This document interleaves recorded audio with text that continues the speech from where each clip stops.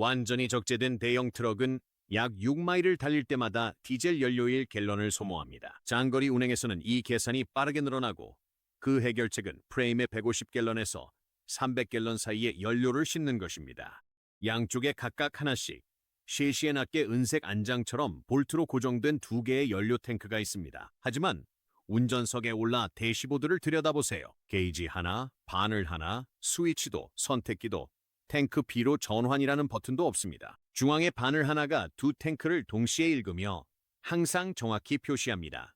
엔진은 어느 탱크에서 연료를 쓰고 있을까요? 두 탱크가 동시에 비워져도 트럭이 기울지 않는 이유는 무엇일까요? 왼쪽 80갤런, 오른쪽 60갤런, 8만 파운드 화물이 매 마일 요동칩니다. 만약 한쪽 탱크만 먼저 비워진다면 엔진이 멈추는 동안 다른 한쪽 탱크는 가득 찬 채로 쓸모없이 남아있게 되는 걸 막는 건 무엇일까요? 이 모든 문제를 하나의 게이지가 해결했습니다. 그 방법을 설명하겠습니다. 대형 트럭의 연료 시스템은 스위치를 기다리는 두 개의 분리된 탱크가 아닙니다. 물리적으로 균형 잡힌 연결순환 구조로 두 용기와 하나의 액체 덩어리입니다. 전자장치 대신 물리법칙이 작동하죠. 엔진은 주로 드로우 탱크라 불리는 주 탱크에서 연료를 공급받습니다. 연료는 인젝터로 흡입되어 연소되면 끝입니다. 하지만 디젤 엔진은 끌어온 연료를 모두 태우지는 않습니다. 인젝터를 통과한 과잉 연료는 다시 돌아옵니다. 그 연료는 리턴 라인을 통해 따뜻하게 돌아오며 바로 그 리턴 라인에서 균형이 시작됩니다. 리턴 연료는 시스템으로 다시 들어가면서 연료의 양이 같아지도록 만듭니다. 드로우 탱크의 연료가 약간 줄어들면 리턴 압력과 중력이 두 탱크 사이에서 연료를 오가게 하여 결국 양이 같아집니다. 그래서 게이지는 두 개의 다른 값을 평균 내거나 한 탱크만을 표시하는 것이 아닙니다. 게이지는 양쪽이 항상 같게 유지되도록 적극적으로 작동하는 시스템을 읽고 있는 것입니다. 게이지가 작동하는 이유는 두 탱크가 일치하기 때문입니다. 하지만 무엇이 두 탱크를 일치하게 만들까요? 이 부분이 바로 모두가 놓치는 부분입니다. 각 탱크의 바닥, 프레임 가까이에 파이프가 하나 있습니다. 이 파이프는 한 탱크에서 차량 하부를 가로질러 다른 탱크의 바닥 근처로 연결됩니다. 이 파이프를 크로스오버 튜브라고 부르며 이것이 모든 것의 진짜 해답입니다. 물을 채운 유자형관을 생각해 보세요. 왼쪽에 물을 더 부으면 그 물이 그 자리에 머물지 않습니다. 물이 오른쪽으로 흘러 양쪽이 같은 높이가 될 때까지 이동합니다. 이건 펌프가 아닙니다. 이건 컴퓨터도 아닙니다. 이건 그냥 액체가 작동하는 방식일 뿐입니다. 크로스오버 튜브는 두 개의 분리된 탱크를 하나의 유자형관, 즉 항상 양쪽이 같은 높이를 자동으로 맞추려는 하나의 연결된 액체 덩어리로 바꿉니다. 움직이는 부품도 운전자의 조작도 필요 없습니다. 한쪽 탱크의 연료가 줄어들면 크로스오버를 통해 연료가 옆으로 흘러 두 탱크의 높이가 같아질 때까지 이동합니다. 엔진에서 오는 리턴 라인이 약간의 힘을 더해주긴 하지만 구조적으로 중요한 역할은 크로스오버가 하고 있습니다. 게이지가 하나만 있어도 되는 이유는 두 탱크가 실제로는 두 용기에 나뉘어 있을 뿐 하나의 액체 덩어리이기 때문입니다. 같은 높이, 같은 수치, 하나의 바늘. 간단하죠? 하지만 이제부터가 정말 흥미로워집니다. 대부분의 사람들이 세미트럭을 보고 연료 탱크가 두 개 있는 걸 발견하면 어딘가에 밸브나 셀렉터 혹은 A 탱크를 다 쓰고 나서 B 탱크로 전환하는 시스템이 있을 거라고 생각합니다. 이런 생각이 괜히 생긴 건 아닙니다. 실제로 그런 방식으로 작동하는 트럭과 자동차들이 있었기 때문이죠.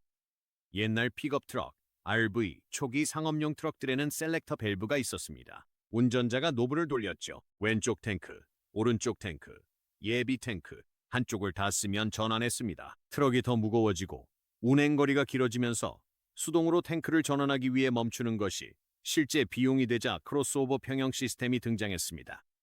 연료 셀렉터를 전환하려고 멈추는 운전자는 화물을 운송하지 않는 운전자입니다. 업계는 그냥 알아서 작동하는 시스템이 필요했고 수동 크로스오버 튜브는 예전 셀렉터 밸브가 절대 제공할 수 없었던 것을 제공했습니다. 운전자가 손댈 필요 없이 50만 마일을 달릴 수 있는 시스템이죠. 밸브도 없고 결정도 필요 없고 멈출 필요도 없습니다. 하지만 수동이라고 해서 무적은 아니며 그 틈에서 고장이 숨어 있습니다. 이 시스템이 얼마나 발전했는지 이해하려면 1950년대 초로 돌아가야 합니다. 디젤 장거리 노선은 연료 인프라가 따라잡기도 전에 미국 서부 전역으로 빠르게 확장되고 있었습니다. 트럭 정류장이 모든 주간 고속도로를 따라 있지 않았던 이유는 그때는 주간 고속도로 자체가 거의 없었기 때문입니다.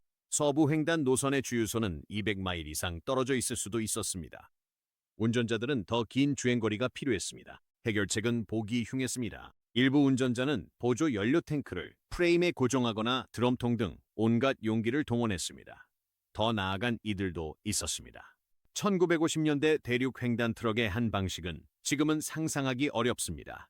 중력식 보조 탱크가 운전석 위에 장착되어 있었습니다. 슬리퍼 뒤나 엔진 하우징 위에 높이 묶인 보조 탱크가 간단한 밸브로 메인 연료 시스템과 연결되어 있었습니다. 메인 탱크의 연료가 부족해지면 운전자는 밸브를 열어 중력으로 디젤이 엔진으로 흘러들어가게 했습니다. 펌프도 게이지도 자동화된 장치도 없었습니다. 그 중력식 탱크의 연료량을 확인하기 위해 운전자들은 사이트 글라스, 즉 탱크에 부착된 작은 수직 유리관과 그 안에 떠있는 플로트를 사용했습니다. 플로트는 디젤 위에 떠 있었습니다.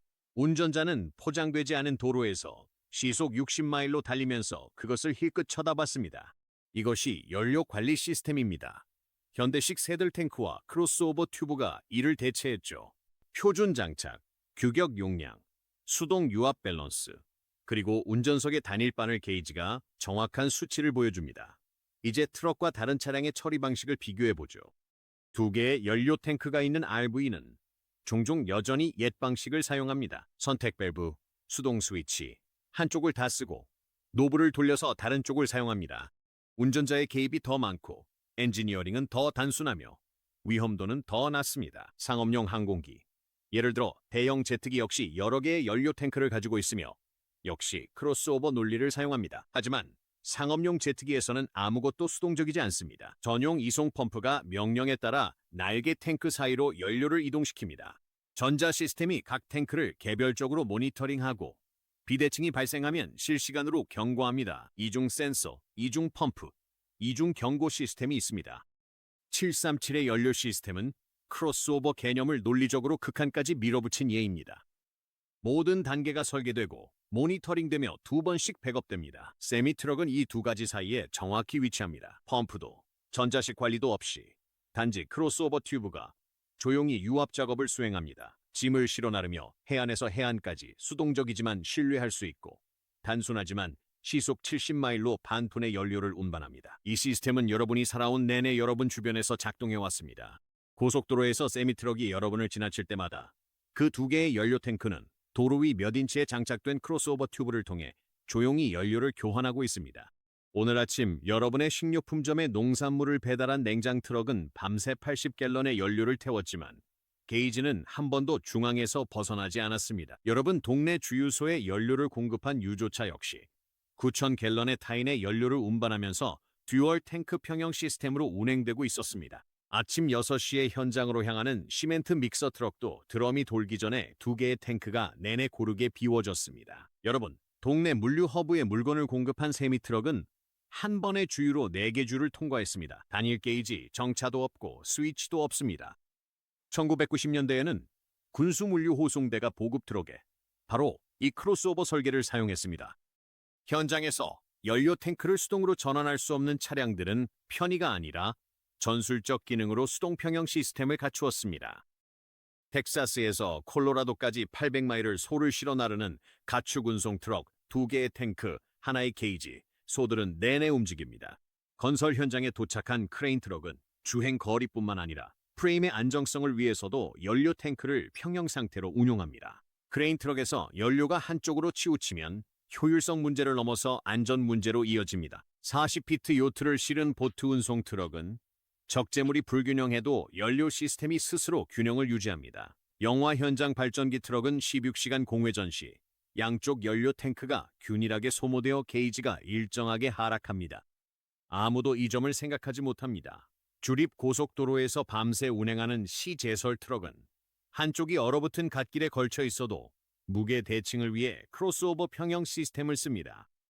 지난 겨울 연료 유출 사고에 출동했던 탱커 트럭은 위험물 화물을 완전히 분리된 상부 구획에 실은 채 자체 이중 탱크 평형 시스템을 가동하고 있었습니다. 모든 주간 고속도로의 트럭 정류장, 새벽 2시에 길게 줄지어 주차된 모든 대형 트럭들, 이들 모두가 두 개의 탱크 사이에서 조용히 이루어지는 동일한 유압 균형 위에 앉아 있습니다. 로키 산맥을 힘겹게 오르는 이사 트럭, 엔진은 오르막마다 더 힘차게 작동하고 운전자는 고개를 넘는 데 집중하는 동안 두 연료 탱크는 고르게 소모됩니다. 삼림청 도로에서 통나무를 운반하는 트럭이 깊은 홈과 급커브를 기울이며 지나가도 크로스오버 튜브 덕분에 연료는 어떤 각도에서도 양쪽에서 모두 도달할 수 있습니다. 작년에 병원 장비를 배송했던 세미트럭 1100마일을 달리며 다닐 게이지 이중 탱크 시스템을 사용했습니다. 그 배송의 어느 한쪽에 있던 누구도 연료가 어떻게 끝까지 균형을 유지했는지에 대해 한 번도 생각해 본 적이 없습니다. 여기 진짜 절충점이 있습니다. 수동 시스템에는 한 가지 약점이 있습니다. 스스로 고칠 수 없다는 점입니다. 크로스오버 튜브에는 움직이는 부품이 없기 때문에 오래 사용할 수 있습니다. 하지만 침전물로 막히거나 부식으로 금이 가거나 프레임이 변형되어 눌리면 두 연료 탱크는 서로 분리됩니다. 연료 평형이 이루어지지 않습니다. 엔진은 연료를 끌어오는 탱크에서 연료가 바닥날 때까지 사용하고 다른 탱크는 가득 찬 채로 손도 대지 않습니다. 트럭이 갓길에 멈춘 건 연료 부족이 아니라 탱크에 80갤런이 있어도 연료에 도달하지 못하기 때문입니다. 숙련된 운전자는 게이지가 비대칭으로 나타나는 탱크 분리 현상을 주의 깊게 살핍니다. 왼쪽 게이지가 오른쪽보다 빨리 떨어지거나 한쪽만 줄어드는 경우가 이에 해당합니다. 이런 비대칭은 크로스오버 튜브가 완전히 고장나기 전에 미리 이상 신호를 보내는 것입니다. 추운 날씨에는 상황이 더 악화됩니다. 디젤 연료는 저온에서 젤처럼 굳는데 크로스오버 튜브는 메인 탱크보다 더 빨리 굳습니다. 튜브가 작고 노출되어 있으며 열용량이 거의 없기 때문입니다. 이게 겨울철 도로변 연료 개통 고장의 주원인입니다. 크로스오버 튜브가 가장 먼저 얼기 때문이죠. 하지만 바로 이 부분에서 최신 시스템들이 점점 발전하고 있습니다. 일부 최신 트럭들은 각 탱크 내부에 개별 센서를 추가합니다. 운전자가 보는 단일 게이지 디스플레이를 대체하기 위한 것이 아니라 두 탱크의 수치 차이를 모니터링하는 플릿 텔레매틱스 소프트웨어의 데이터를 제공하기 위한 것입니다. 탱크 간 5% 비대칭 시 운전자가 인지 전 정비 알림이 뜹니다. 관리자는 이를 즉시 확인합니다. 트럭은 1월 고속도로 갓길에서 고장나기 전에 미리 경고를 받게 됩니다. 새로운 설계는 이를 더 발전시켰습니다. 이송 펌프가 필요시 탱크 간 연료를 능동적으로 이동시켜 항공기형 능동관리 시스템을 상용 트럭에 구현한 것입니다. 단일 게이지는 사라지지 않지만 그 뒤에서 더 똑똑한 시스템이 작동하게 됩니다. 반톤의 액체 연료, 2개의 탱크, 하나의 파이프, 그리고 펌프는 없습니다. 고속도로, 속도로 주행하며 법적 적재 한도까지 짐을 실은 트럭은 대부분의 정비사가 고장이 나기 전까지는 신경 쓰지 않는 크로스오버 튜브와 중력에 의해 균형을 이룹니다. 단일 게이지는 단순화를 위한 것이 아닙니다. 정확성을 희생하면서 운전자를 위해 시스템이 더 쉽게 만든 것도 아닙니다. 2개의 탱크가 이미 답을 합의한 후에야 게이지가 질문을 받기 때문에 시스템이 진실을 말하는 것입니다.